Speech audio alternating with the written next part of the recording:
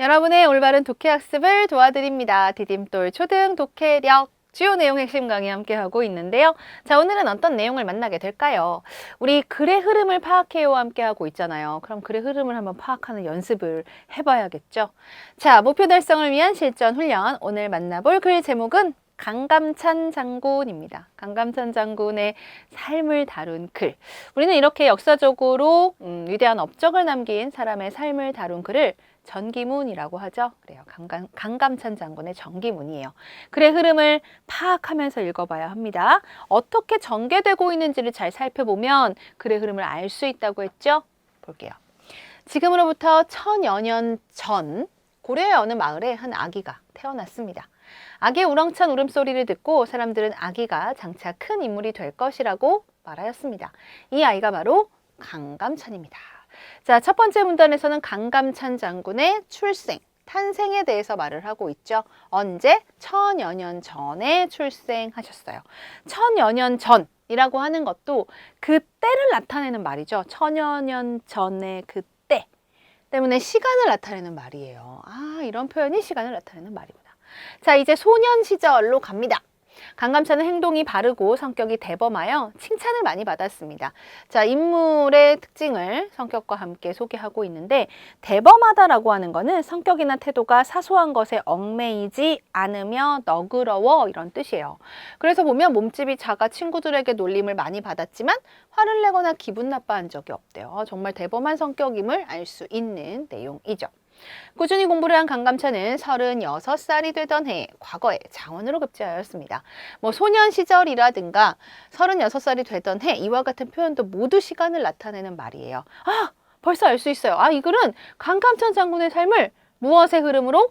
시간의 흐름에 따라 나타내고 있구나. 그러면 우리가 이 글을 읽고 글의 흐름을 파악하기 위해서는 시간 순서대로 인물에게 어떤 일이 있었는지 정리할 수 있겠죠? 그래요. 36살이 되던 해에는 과거에 급제했습니다.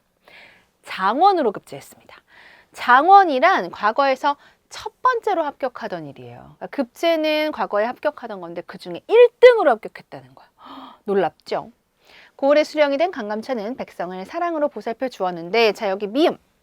빈칸에 들어갈 말은 뭘까? 과거에 장원으로 급제를 했다면 집안에서도 굉장한 경사예요. 엄청난 일이죠. 전국에서 1등한 거니까. 하지만 이미 아버지께서 돌아가신 뒤라 기쁨을 안겨드리지 못했네요. 아버지께서 살아계셨다면 얼마나 행복하셨을까? 그러니 어떤 마음이 들었을까? 안타까운 마음이 들었겠죠. 그래서 미음에 들어갈 강감찬의 마음은 안타까웠습니다와 같은 마음이 어울리네요. 자, 36살이 되던 해까지 나와 있고요. 이어서 볼게요. 강감찬이 71살이 되던 해였습니다. 역시 71살이 되던 해라고 하는 표현도 시간을 나타내는 말이죠. 이때 어떤 일이 있었나요? 고려를 틈틈이 넘보던 거란이 10만 대군을 앞세워 쳐들어왔습니다. 거란군은 눈 깜짝할 사이에 압록강을 건너 평안북도의 흥화진을 포위하였습니다. 그러자 강감찬은 지혜를 발휘하여 거란의 군사들을 무찔렀습니다.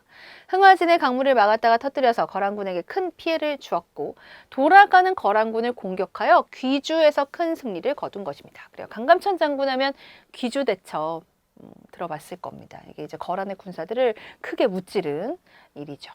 강감찬의 활약으로 고려는 거란을 물리칠 수 있었고 이후 거란과 고려는 평화 관계를 만들었습니다. 거란을 물리친 강감찬은 당시 가장 높은 벼슬이었던 문화시중에 자리에 올랐습니다. 임금의 바로 아래 자리예요. 굉장히 훌륭한 업적을 남겼기 때문에 높은 벼슬을 할 수 있었던 거죠. 71살이 되던 해에 일어난 일이죠. 이어서 볼게요. 1031년 83세의 나이로 강감찬이 숨을 거두죠. 이제 출생부터 시작해서 사망까지 나와 있다는 것을 알 수 있는데 이렇게 1031년과 같은 구체적인 연도를 나타낸 말도 시간을 나타내는 말입니다. 나라에서는 그의 일대기를 적은 비석, 강감찬의 동상 등을 세워 그의 공을 사람들에게 널리 알렸습니다. 강감찬은 오늘날에도 외적의 침입으로부터 나라를 구한 영웅으로 회자되고 있습니다. 회자라는 말은 칭찬을 받으며 사람의 입에 자주 오르내림을 이르는 말입니다. 그냥 아주 오래전에 이제 훌륭한 일을 하고 이미 세상을 뜬 사람에 대해서도 후대 사람들이 계속 이야기할 수 있잖아요. 그럴 때 자주 회자된다 이런 표현을 씁니다. 좀 어려운 표현들도 많이 나와 있는데 글을 통해서 우리가 쉽게 익힐 수 있겠죠. 자, 강감찬 장군에 대한 정기문 내용이에요. 그러면 문제 보겠습니다.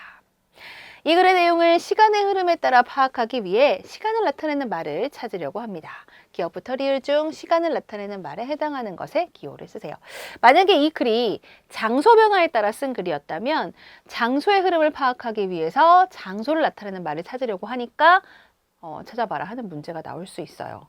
또는 일의 차례를 알려주는 글의 경우에는 차례를 나타내는 말을 찾아봐라 하는 문제가 나올 수도 있겠죠. 자, 어떻게 찾을까요? 시간의 흐름이 나타난 글을 파악하는 방법. 시간의 흐름이 나타난 글은 시간을 나타내는 말을 찾아서 시간의 변화에 따라 중요한 사건을 정리하면 내용을 잘 파악할 수 있습니다. 이 부분은 이제 글의 앞부분이죠. 지금으로부터 천여 년 전 아기의 우렁찬 울음소리를 듣고 몸집이 작아 친구들에게 놀림을 많이 받았습니다. 꾸준히 공부를 한 강감찬 가운데서 시간을 나타내는 말, 어떤 특정한 때를 나타내는 말이면 돼요. 기억이라는 걸 알 수 있겠죠? 천여 년 전입니다. 따라서 기호를 쓰는 문제이니까 답은 기억이 됩니다. 이렇게 찾아주시면 돼요. 자, 이렇게 이 글은 시간을 나타내는 말을 통해서 시간 흐름에 따라 내용을 파악할 수 있는 글입니다. 그래서 이런 문제가 많이 나오죠. 이 글의 흐름을 시간 순서대로 정리한 것입니다.